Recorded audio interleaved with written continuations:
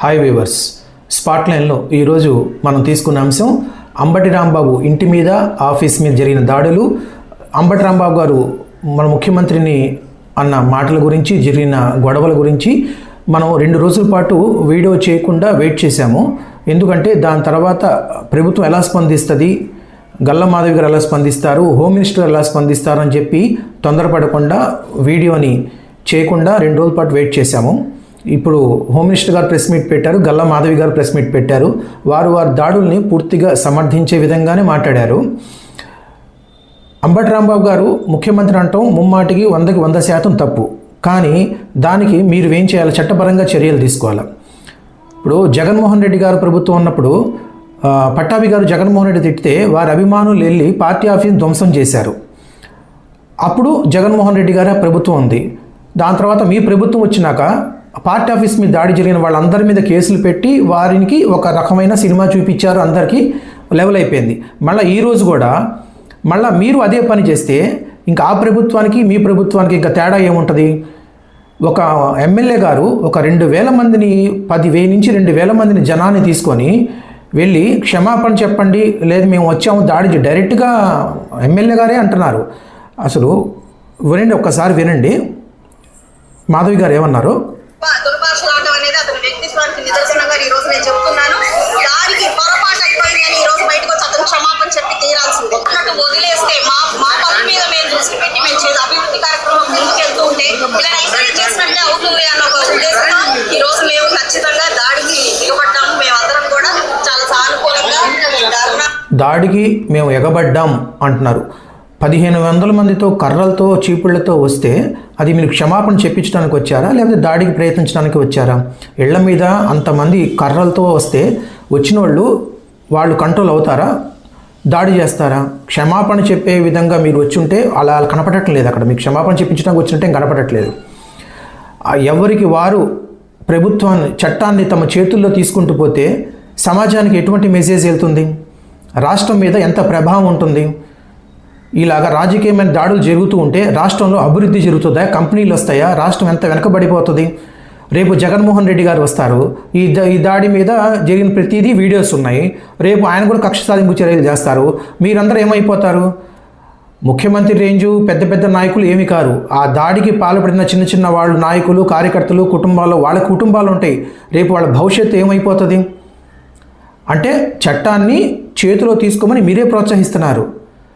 ఇంతమంది ఒక్కసారిగా గుమ్మడిగా వస్తే ఎంత దాడి ప్రమాదం జరిగే అవకాశాలు ఉన్నాయి. అంబటి రాంబాబు మీద ఆఫీస్ మీద దాడి జరిగిందంటే అది మనం కొంతవరకు ఆలోచించవచ్చు.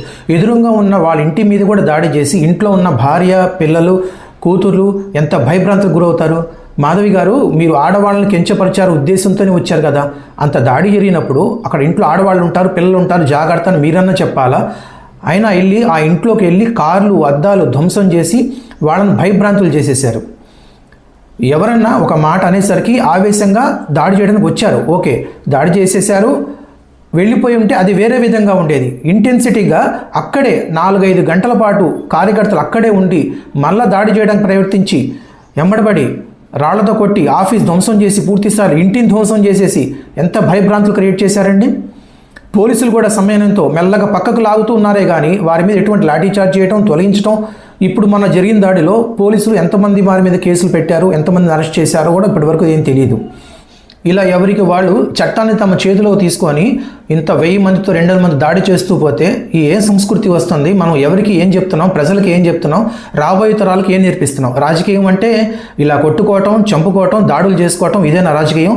తమిళనాడు రాజకీయాల్లో కూడా చూసాము. తమిళనాడు రాజకీయాలు కక్ష సాధింపు చర్యలు ఎక్కువగా ఉంటాయి. కానీ వాళ్ళ రాష్ట్రం అభివృద్ధి వాళ్ళ దేశంలోనే నెంబర్ 1గా ఉంది. ఇక్కడ పూర్తిగా టీడీపీ, వైసీపీ ఇద్దరు కక్షపూరిత రాజకీయాలతో రాష్ట్రాన్ని ధ్వంసం చేస్తున్నారు.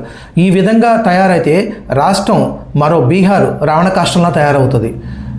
ఎందుకు చెప్పానో అర్థం చేసుకోండి. ఇలాగా ఇప్పుడు రేపు జగన్ ప్రభుత్వం వస్తే వారు ఇలాంటి చేస్తారు. రేపు టీడీపీ కార్యకర్తల మీద దాడులు చేస్తారు, వాళ్ళ మీద కేసులు పెడతారు. ఇదే వంతు వారు వీరు వారు ఇంతే.